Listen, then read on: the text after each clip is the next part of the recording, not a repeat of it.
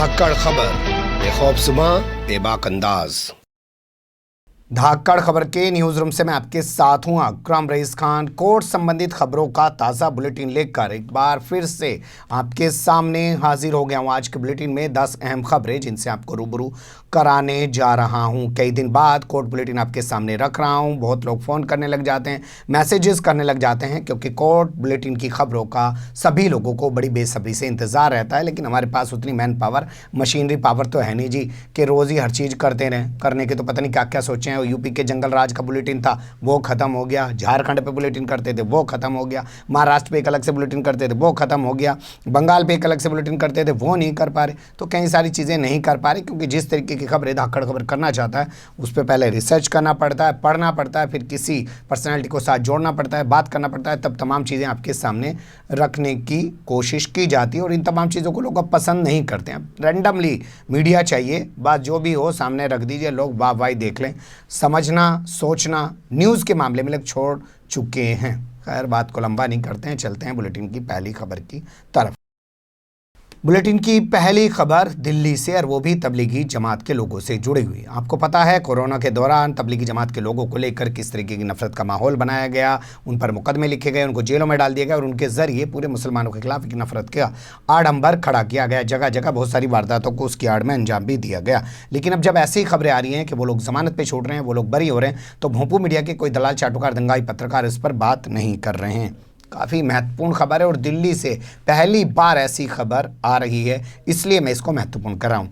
दिल्ली की साकेत कोर्ट ने, दो अलग अलग कोर्ट हैं, दोनों अलग अलग कोर्ट ने, एक कोर्ट ने 7-7 हज़ार रुपये का जुर्माना लगाकर सऊदी अरब के, और दूसरी कोर्ट ने 10-10 हज़ार रुपये का जुर्माना लगाकर मलेशिया के जमातियों को बरी कर दिया। ये अपने आप में बड़ा अपडेट है। अभी तक क्या हो रहा था कि अदालतें यहाँ सिर्फ ज़मानत दे रही थी, ट्रायल शुरू नहीं हुआ था। ये पहला मौका है जब अदालत ने जुर्माना लगाकर, जुर्माना वसूल कर इन पर लगे आरोपों से इनको बरी कर दिया। अब देखना दिलचस्प होगा ये कब को अपने घर जाएंगे।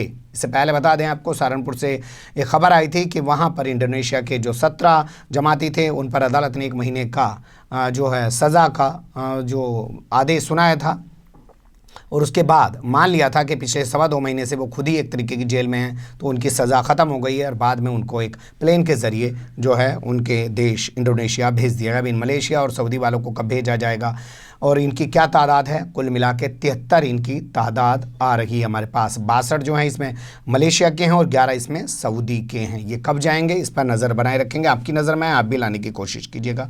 इसके अलावा कुछ चीज़ें और इसी से जुड़ी हुई आपको बता देते हैं कि और किन लोगों को ज़मानत मिली है, या अभी तक कुल मिला के कितने लोगों को ज़मानत मिली है। कुल मिलाकर अभी तक जो हमारे पास जानकारी है वो 33 देशों की 33 यानी कि 33 देशों के 445 यानी कि 445 जमातियों को ज़मानत पर रिहा किया जा चुका है, लेकिन 73 जमातियों को जुर्माना लगाने के बाद बरी किया गया। ये अपने आप में पहली खबर है। शुरुआत इस पूरे मामले की हुई थी दिल्ली में मलेशिया के 122 जमातियों को ज़मानत दिए जाने के बाद से।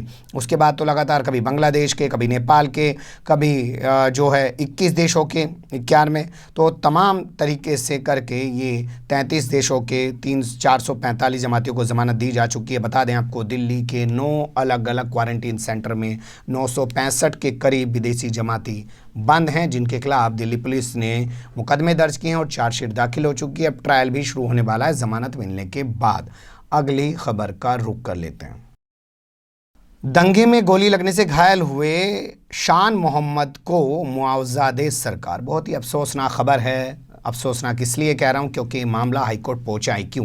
क्योंकि ये अरविंद केजरीवाल सरकार कह रही थी हमने एक फार्म लॉन्च कर दिया है, हमारे एसडीएम के यहाँ से वो फार्म ले सकते हैं, आपका क्या नुकसान हुआ है, घर का क्या नुकसान हुआ है, जान का क्या नुकसान हुआ है, माल का क्या नुकसान है, भर सकते हैं, मुआवजा देंगे। उसके बाद डंका पीटा गया था कि हमने इसको मुआवजा दे दिया, उसको मुआवजा दे दिया, इतने अरब का मुआवजा दे दिया, इतने करोड़ का मुआवजा दे दिया। और इनके जो मुस्लिम चेहरा नेता हैं यानी कि अमानुल्लाह खान, जो इन्होंने वक्फ बोर्ड के चेयरमैन भी बना रखे थे, अभी फिलहाल नहीं हैं, उन्होंने भी खूब डंका पीटा और उनके ज़रिए भी खूब डंका पिटवाया गया कि हमने मुआवजा दे दिया। लेकिन शान मोहम्मद तो हाईकोर्ट पहुंचा है और हाईकोर्ट ने कहा है कि इसको मुआवजा दीजिए। देख लीजिए, पीड़ित की हालत को देखकर देखते हुए उसको मुआवजा जल्द से जल्द दिया जाना बेहद ज़रूरी है। उसको मुआवजा देने में कोई देरी नहीं होनी चाहिए। दिल्ली हाई कोर्ट की जस्टिस प्रतिभा एम सिंह ने ये आदेश जारी किया है। दिल्ली सरकार को बताया गया है कि पीड़ित के पैर में गोली लगी हुई है और वो अभी तक खुद के ज़रिए अपना इलाज करा रहा था। उसके परिवार का कहना है कि हमने पूरी मेडिकल रिपोर्ट लगा के 3 बार सरकार तक प्रेम पत्र भेजा कि भैया ये प्रेम पत्र पढ़ लो, यानी कि प्रार्थना पत्र भेजा, एप्लीकेशन मान लो, लेटर भेज दिया, खत मान लो, चिट्ठी मान लो, जो आप मान सकते हो मान लो, वो भेजा और कहा कि हमें मुआवजा दिया जाए। लेकिन जब सरकार ने 3 बार गई, एप्लीकेशन पे कोई ध्यान नहीं दिया, तो ये परिवार हाई कोर्ट पहुंचा और हाई कोर्ट ने अब जाकर इसमें आदेश दिया है कि इसको जल्द से जल्द मुआवजा दिया जाना चाहिए और समय रहते ये मुआवजा दिया जाए। और अगर अब भी इसको मुआवजा नहीं दिया जाता है या इसके एप्लीकेशन में कोई खामी बताई जाती है, कमी बताई जाती है, तो उससे इसको यानी कि पिटिशनर को फ़ौरन अवगत कराया जाए। ये चेहरा है अरविंद केजरीवाल सरकार का। और सारे मुस्लिमों ने क्या किया, विधानसभा चुनाव में कांग्रेस वोट मांगती रही, उसे तो दिया नहीं, इनको वोट दिया और ये सेकुलर चेहरा लेके घूमते हैं। लेकिन वो तस्वीरें कौन भूल पाएगा जब दिल्ली में दंगा हो रहा था और इनके अमित शाह के साथ मुस्कुराते हुए अंदर चाय पीते हुए तस्वीरें सामने आई थी, लोग बाहर मर रहे थे। अगर वक्त से काम करते केजरीवाल तो शायद दिल्ली में इतना बड़ा दंगा ना होता, अपने विधायकों को लेकर मुख्यमंत्री बैठ जाता, भाई दंगा क्यों कर रहे। ऐसा नहीं है कि पहली बार अरविंद केजरीवाल का ऐसा चेहरा सामने आया। इससे पहले एक शख्स जो वजीराबाद रोड है वहाँ पे ट्रक वालों ने कुचल के मार दिया। वो सिपाही होता था, राजस्थान का रहने वाला था, मुस्लिम था। इन्होंने ऐलान किया था कि जो भी सिपाही मर जाएगा, शहीद हो जाएगा, उसको 1 करोड़ का मुआवजा देंगे। उसकी बुजुर्ग माँ जिसकी उम्र 80 साल से भी ज़्यादा है, वो अरविंद केजरीवाल के घर के बाहर ठिठुरती ठंड में कई दिनों तक बैठी रही। बहुत मुद्दत के बाद कोर्ट में मामला जाने के बाद तब जाके इन्होंने मुआवजा दिया। इनका चरित्र है। ये नहीं लगवाना चाहते हैं अपने पे ठप्पा कि देखो कोई मुल्ला मर गया सिपाही, उसे 1 करोड़ का मुआवजा दे दिया। ये केजरीवाल सरकार भी जो है मुल्लाओं की राजनीति करने के लिए आई है। आखिर दूसरे राज्यों में भी तो फैलना है ना, लेकिन वोट उनका लेना है। अगली खबर का रुख कर लेते हैं। कानपुर कोर्ट ने माना था उन्हें डकैत, लेकिन इलाहाबाद हाई कोर्ट ने उन्हें डकैत मानने से इनकार कर दिया और डकैती के आरोप में सुनाई गई उनकी सज़ा को रद्द कर दिया। मामला थोड़ा सा समझ लीजिए। कानपुर देहात की एक स्पेशल कोर्ट है जिसने बलवीर समेत 3 लोगों को यानी कि 3 बदमाशों को डकैती का दोषी करार दिया और उनको डकैती के आरोप में, दोष में सज़ा भी सुना दी। इसके बाद बलवीर ने इस मामले को लेकर हाईकोर्ट में एक पिटीशन दाखिल की और कहा, साहब हम सिर्फ 3 बदमाश हैं, हमारे ऊपर डकैती नहीं लगती है। बताऊंगा आपको डकैती का पूरा मामला है क्या। कोर्ट मामला पहुंच गया तो वहाँ पे जस्टिस सौरभ श्याम शमशेरी ने इस पूरे मामले को सुना और कहा कि जब 3 आरोपी हैं तो उनको डकैती का दोषी कैसे ठहराया जा सकता है। ये कहते हुए उन्होंने निचली अदालत द्वारा सुनाई गई इनकी सज़ा को रद्द कर दिया। अब नियम सुन लीजिए। नियम ये है कि अगर 4 से ज़्यादा बदमाश हैं, यानी कि 5 बदमाश होने चाहिए कम से कम, तभी माना जाएगा कि आपके घर में, दुकान में या कहीं पे वारदात जो हुई है वो डकैती की है। 4 से कम होंगे तो लूट मानी जाएगी। ये नियम है। अब यहाँ 3 ही हैं तो सीधा सीधा पुलिस को साबित करना था कि यहाँ 5 हैं जी, या 5 से ज़्यादा हैं, तभी डकैती के दोष में इनको सज़ा सुनाई जा सकती थी या डकैती का इनको आरोपी माना जा सकता था। लेकिन कोर्ट भी कमाल की है, निचली अदालतें। निचली अदालतों का तो हाल आजकल ये हो गया है कि जो थानेदार है, चौकी इंचार्ज है, सीधी ट्यूनिंग रहती है जज साहब से उसकी। मिठाई का डिब्बा तो दीपावली पे लेके जाता वही है ना जी। थानों की अदालतें होती हैं ना ज़िलों पे, आपको पता होगा ये इस थाने की अदालत, ये उस थाने की अदालत, इस थाने के मुकदमे उस अदालत में चलेंगे। तो आने जाने वाले जो सिपाही हो जाते हैं, सैल्यूट मारता है, बहुत सारे काम करता है। तो वहाँ की स्थिति ये है, जो मामला लूट का था उसमें डकैती का दोषी ठहरा दिया। अब एक चीज़ आपकी जानकारी में और लाना चाहता हूँ। आपके यहाँ झगड़ा हो जाता होगा गली मोहल्ले में, किसी भी बात को लेकर सिर फूट गया, कुछ बात हो गया, आप थाने जाते होंगे, एप्लीकेशन देते होंगे कि साहब इतने लोग थे। तो पुलिस वाला क्या करता है, वो कहता है भैया 4 से कम करना, 4 से ज़्यादा पे मैं नहीं लिखूंगा। 4 से कम करने पे वो उसको एनसीआर बना देता है, उसमें एफआईआर दर्ज नहीं करता है वो, क्योंकि अगर आप 4 से ज़्यादा उसमें दिखाएंगे कि हमलावर 4 से ज़्यादा थे, वो मुकदमा दर्ज हो जाएगा बलवे का। आईपीसी 147, आईपीसी 148, ये आप लोगों के साथ होता होगा, इसको समझिए हमेशा। इसलिए जो वारदात है उसको सही लिखिए। अगर 4 से ज़्यादा लोग हैं तो 4 से ज़्यादा लिखिए। अगर वो एफआईआर दर्ज नहीं कर रहा है तो उसके आला अधिकारियों से उसकी शिकायत कीजिए।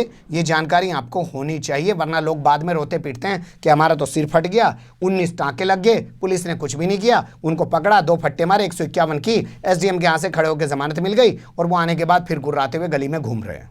अगली खबर का रुख कर लेते हैं। डॉक्टर कफील की बात कर लेते हैं। आजकल डॉक्टर कफील को लेकर सोशल मीडिया पर पूरा एक अभियान छेड़ा जा रहा है। बताइए, अब अदालतें भी सोशल मीडिया से चलेंगी? कोई अकल दे किसी को तो क्या अकल दे। लेकिन आज के दौर में अज्ञानता जो है वो भी संचार क्रांति के दौर में महा स्तर पर पहुंची हुई है।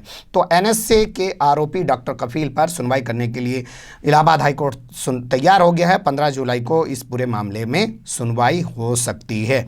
एएमयू में दिए गए भाषण के बाद डॉक्टर कफील के खिलाफ अलीगढ़ के सिविल लाइन थाने में एक एफआईआर दर्ज की गई। इसके बाद एसटीएफ, जो आजकल जांच यहां कर रही है कानपुर में, वही एसटीएफ मुंबई गए और वहां से डॉक्टर कफील को गिरफ्तार करके लाई और लाने के बाद उनको मथुरा की जेल में डाल दिया। जेल में डालने के बाद मामला कोर्ट में पहुंचा, उनको जमानत दे दी। कोर्ट ने जिस दिन उनको जमानत दी उसी वक्त उन पर एनएसए लगा दिया। इसके बाद 3 महीने बाद फिर एनएसए को रिपीट कर दिया। इस मामले को लेकर मैंने उनके भाई से बात की थी। आप हमारा डिस्क्रिप्शन में वो वीडियो देख सकते हैं जो हमने उनके भाई से बात की। वो लोग पहुंचे इस मामले के खिलाफ सुप्रीम कोर्ट। सुप्रीम कोर्ट ने ऑर्डर दिया कि इलाहाबाद हाईकोर्ट इस मामले को सुने। लेकिन डॉक्टर कफील के भाई का कहना है कि सुप्रीम कोर्ट से जो ऑर्डर आया इलाहाबाद हाईकोर्ट के लिए वो रास्ते में कहीं गायब हो गया।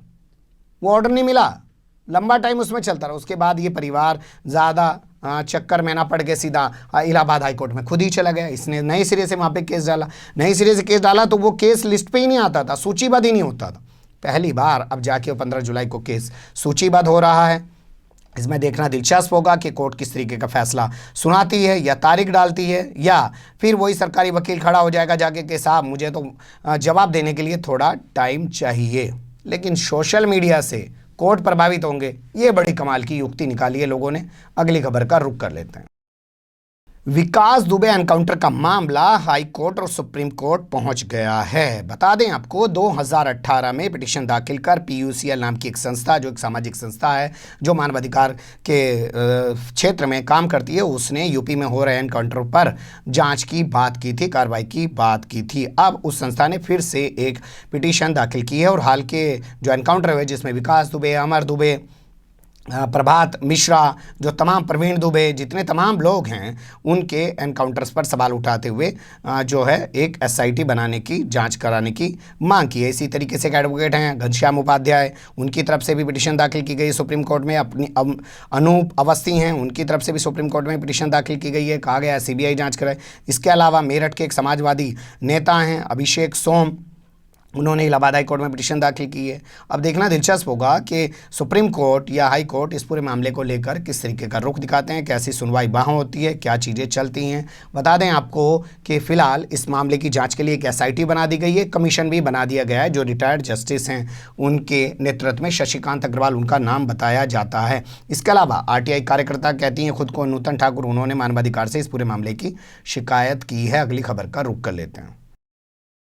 बड़ी दिलचस्प खबर है, आपको नोटिस करना चाहिए ऐसे लोगों को। वैसे कोर्ट ने जमानत ना दे के ज़्यादा अच्छा किया है। पत्नी का इलाज ना कराने और अंतिम संस्कार पर पैसा नहीं खर्च करने वाले पति को कोर्ट ने जमानत देने से इनकार कर दिया। बताया कि लॉकडाउन के दौरान गर्भवती पत्नी बीमार हो गई तो इसने उसका इलाज नहीं कराया, जिससे उसकी मौत हो गई। मौत हो जाने के बाद जब उसका अंतिम संस्कार होना था तो इसने उसका खर्चा देने से इनकार कर दिया। इसके बाद इसके खिलाफ एफआईआर दर्ज कराई, पुलिस ने इसको गिरफ्तार कर लिया, जेल में डाल दिया। अब ये जमानत के लिए पहुंचा तो कोर्ट ने कहा कि ऐसे पति को जमानत नहीं दी जानी चाहिए और ये कहते हुए उसकी जमानत याचिका को, जमानत अर्जी को खारिज कर दिया। अगली खबर ऐसी ही है, थोड़ी दिलचस्प देखिए। ऐसे दादा दादी को नहीं दी जा सकती है पोते से मिलने की इजाज़त। अब कैसे दादा दादी हैं, सुन लीजिए। जब वो अपनी माँ के पेट में था तब इन दादा दादी ने उसकी माँ को घर से निकाल दिया। यही नहीं, उसकी माँ का नाम जितने भी घर के दस्तावेज में, राशन कार्ड में और तमाम पासपोर्ट में या और जगह पे जहाँ भी दर्ज था वो नाम भी काट दिया। यही नहीं, बच्चा आज 6 साल का हो चुका है। इस दौरान जन्म के बाद कभी दादा दादी ने अपनी जिम्मेदारियों का, अपने प्यार का उस तरीके से निर्वहन नहीं किया। जब बच्चा अब 6 साल का है और समझने लगा है रिश्तों को, तो अब दादा दादी का प्यार उमड़ आया है। तो ऐसे दादा दादी के प्यार उमड़ने को इजाज़त नहीं दी जा सकती है प्रदर्शित करने की। ये दिल्ली के द्वारका कोर्ट है, यानी कि एक डिस्ट्रिक्ट कोर्ट है, उसने इस तरीके का फैसला सुनाया और कहा है कि बच्चा नाना नानी के यहाँ पला बड़ा है, आज उसका एक ज़हन बन चुका है। अब ये जाके उसे दादा दादी और तमाम रिश्ते सिखाना चाहते हैं। इससे उसका मानसिक जो विकास है वो प्रभावित होगा और मानसिक विकास प्रभावित होने की वजह से उसका शारीरिक विकास भी प्रभावित होगा। तो इसलिए ऐसे दादा दादी को उनके पोते से मिलने और रिश्ते कायम करने की इजाज़त नहीं दी जा सकती है। तो भाई दादा दादी चाचा चाची जो भी है ना, ऐसे मामले में थोड़ा होशियार हो जाए। नू ना सोचें कि बालक हमारा है जी, हम तो दावा ठोक ही देंगे जाके, अब तो 6 साल का हो गया, हम तो यूँ भी कह सकें हमारी कस्टडी में दिलवाओ जी। अगली खबर का रुख कर लेते हैं। फीस ना मिलने पर फौरन ऑनलाइन क्लास नहीं बंद कर सकते हैं स्कूल। काफ़ी महत्वपूर्ण खबर है। दिल्ली हाईकोर्ट से खबर हमारे पास आ रही है। बता दें आपको, दिल्ली के शिक्षा निदेशालय, इंग्लिश में बात करें तो एजुकेशन डायरेक्टरेट ने 18 अप्रैल को एक ऑर्डर जारी किया था, जिसमें कहा था कि स्कूल सिर्फ ट्यूशन फीस ही वसूल सकते हैं। अब इस फैसले को लेकर एक प्राइवेट स्कूल, यानी कि हिंदी में बात करें कि निजी विद्यालय, पहुंच गया हाईकोर्ट। उसने कहा साहब, जब लोग फीस नहीं दे रहे हैं तो हम ट्यूशन नहीं दे सकते हैं, यानी कि ऑनलाइन क्लास हम नहीं दे सकते हैं। और दूसरे, जो एजुकेशन डायरेक्टरेट का जो फैसला है कि सिर्फ ट्यूशन फीस ले सकते हैं, उसको भी रद्द किया जाए। इस पर कोर्ट ने कहा भैया, सबको एक लट से तो ना हाँक सकते, आप पहले सबको नोटिस जारी करो जिन पे आपकी 2 महीने की फीस रुकी हुई। नोटिस में फिर ये देखो कि जवाब क्या है। जो परिवार सक्षम है, अगर वो फीस नहीं दे पा रहे हैं, आप उनकी क्लास बंद करा सकते हैं, लेकिन आप सबकी क्लास बंद कराएंगे। कोरोना के दौर में आर्थिक तंगी से लोग परेशान हैं, लॉकडाउन के चलते लोग परेशान हैं, तो आप सबकी क्लास बंद नहीं करा सकते। पहले आप नोटिस जारी करिए और हमारे से ऐसे किसी ऑर्डर की उम्मीद नहीं करें। हम ऐसा कोई ऑर्डर आपके हक में जारी नहीं करेंगे और आप ऑनलाइन क्लास पर रोक नहीं लगा सकते हैं। तो ये काफ़ी महत्वपूर्ण खबर है। इससे पहले नैनीताल हाईकोर्ट ने भी इसी तरीके का जजमेंट दिया था। अब दिल्ली हाईकोर्ट से भी साफ हो गया है कि जो आर्थिक तौर पर कमज़ोर हैं उनके बच्चों को दी जाए, वो बाद में फ़ीस देंगे, लेकिन जो सक्षम हैं उनसे फ़ीस ली जाए। लेकिन तरीका यही है कि नोटिस जारी करके पहले सबसे जवाब लिया जाए कि फ़ीस दे क्यों नहीं रहे हैं। दिल्ली हाईकोर्ट ने दिल्ली पुलिस को बड़ी राहत दी है, जबकि शर्जील इमाम को तगड़ा झटका दिया है। बता दें आपको, शर्जील इमाम के खिलाफ एएमयू में, अलीगढ़ मुस्लिम यूनिवर्सिटी में भड़काऊ भाषण देने और जामिया मिलिया इस्लामिया यूनिवर्सिटी में या उसके आसपास के इलाके में दंगा भड़काने का आरोप है। देशद्रोह के आरोप में उनके खिलाफ FIR दर्ज है और उनको गिरफ्तार करके जेल में रखा हुआ है। जांच चल रही है। जांच के बाद एक चार्जशीट दाखिल करनी होती है, जिसे हिंदी में आरोप पत्र कहते हैं। नियम अनुसार वो 90 दिन में दाखिल कर देनी चाहिए या 60 दिन में दाखिल कर देनी चाहिए। अब पुलिस ने 90 दिन में दाखिल की नहीं। कोर्ट में पहुंची पुलिस जिस दिन 88 दिन हो गए थे, वो जाके कहा माई बाप लॉकडाउन था, हम तो जांच पूरी ना कर पाए, चार्जशीट क्यों कर दाखिल करेंगे, हमें टाइम दे दो। अदालत ने कहा बस ठीक है भाई, ले भैया 90 दिन का और टाइम ले। अब इस 90 दिन के टाइम मिलने के खिलाफ शर्जील इमाम हाई कोर्ट पहुंच गए। उन्होंने जाके कहा ये क्या तरीका हुआ जी, ये तो पुलिस आई है 88 दिन पूरा होने पे, पुलिस जानती थी 88 दिन ऐसे पार कर लेंगे, फिर 90 दिन इस मामले को और लटका देंगे, और जब तक ये चार्जशीट आरोप पत्र दाखिल नहीं करेंगे मुझे जमानत नहीं मिलेगी, मैं अंदर जेल में सड़ता रहूँ। ये तो कुछ नहीं हुआ। तो निजी अदालत के फैसले को हाईकोर्ट रद्द करे। लेकिन हाईकोर्ट ने पूरे मामले को सुनने के बाद कहा कि निचली अदालत का फैसला सही है, अच्छा है, न्यायोचित है, और जांच एजेंसी अगर समय मांग रही है तो उसमें कुछ भी गलत नहीं है। ये कहते हुए हाई कोर्ट के जस्टिस VK राव ने शर्जील इमाम की पिटीशन को खारिज कर दिया। अब इस फैसले को दिल्ली पुलिस के लिए एक अच्छा फैसला माना जा रहा है, राहत की बात मानी जा रही है, जबकि शर्जील इमाम के लिए झटका माना जा रहा है। वैसे अगर आगे बात करें, अगर यही फैसला दिल्ली हाई कोर्ट ने और जगह पे इस्तेमाल किया तो इशरत जहां को भी झटका लगने वाला है, जो कांग्रेस की पार्षद हैं, जिनके मामले में भी पुलिस ने ऐसा ही किया कि माई बाप हमें ना और समय दे दो, माड़ा सा हम ना ठाड़ी सी अगली बार जांच करके लाएंगे, इब्जा हमारे पास वक्त नहीं बचा। कोर्ट ने उनको वक्त दे दिया। उस फैसले के खिलाफ वो भी हाई कोर्ट पहुंची हैं। वहीं पे तो दिल्ली सरकार का और केंद्र सरकार का वकील आपस में भिड़ा था, अमित महाजन और राहुल मेहरा। उसी मामले में तो जो है दोनों के बीच बहस हुई थी।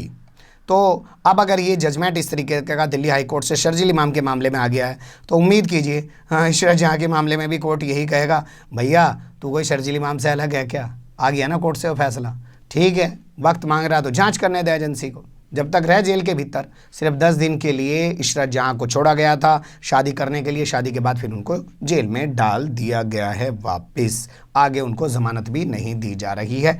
अगली और आखिरी खबर का रुख कर लेते हैं।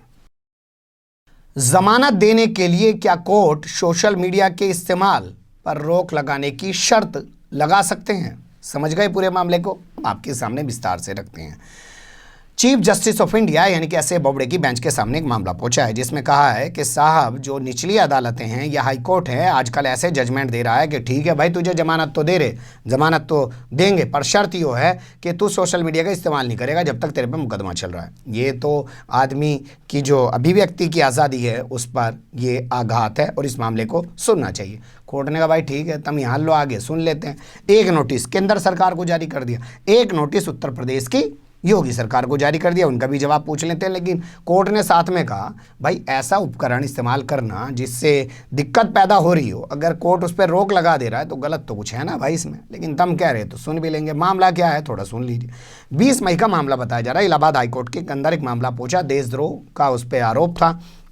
कोर्ट ने उसको जमानत दी और कहा कि भैया जो ट्रायल चलेगा ना, ट्रायल हमेशा निचली अदालत में चलता है, जो डिस्ट्रिक्ट सेंटर में बनी होती है, जो ट्रायल वहाँ तक चलेगा, जब तक वो ट्रायल पूरा नहीं होगा तब तक तू सोशल मीडिया का इस्तेमाल नहीं करेगा। जमानत तुझे दे रहे, जमानत दे दी। उसके बाद इस फैसले को हाई कोर्ट में ही चैलेंज किया गया, तो 1 जून को हाई कोर्ट ने थोड़ा इसमें संशोधित कर दिया। कहता अच्छा ठीक है भाई, ट्रायल जब चलेगा 18 महीने तक हम तुझे कह रहे यानी कि 1.5 साल तक तो इस्तेमाल नहीं करेगा। इसके बाद ये मामला अब सुप्रीम कोर्ट पहुंच गया है। सुप्रीम कोर्ट ने नोटिस जारी कर दिया। अब देखना दिलचस्प होगा कि सुप्रीम कोर्ट इस मामले में क्या कहता है। हालांकि पहले ही दिन सुप्रीम कोर्ट कह तो चुका है कि ऐसा औजार इस्तेमाल करना, ऐसा उपकरण इस्तेमाल करना जिससे दिक्कत होती है उस पर रोक लगाने की कोर्ट की बात, कोर्ट की शर्त को गलत नहीं ठहराया जा सकता। लेकिन उस आदमी का भी कहना ठीक है, कह रहा जी मेरे पे जो मुकदमा दर्ज है वो सोशल मीडिया की वजह से थोड़ी है जी, वो मेरे पे सोशल मीडिया की वजह से नहीं है, इसलिए मेरे मामले को सुनो। और कोर्ट भी इसी मामले की वजह से सुनने को, इस मामले को तैयार हो गया है। बने रहिएगा धाकड़ खबर के साथ। फिलहाल कमेंट्स के रूप में आप लोग अपनी राय दे सकते हैं, खबर को लाइक कर सकते हैं, चैनल को सब्सक्राइब कर सकते हैं और ज़्यादा से ज़्यादा हमारी खबरों को शेयर कर सकते हैं। फिर ऐसे ही किसी सुलगते हुए या उलझते मुद्दे लेकर मैं आपके सामने हूँगा हाजिर। फिलहाल अभी मुझे दें इजाज़त।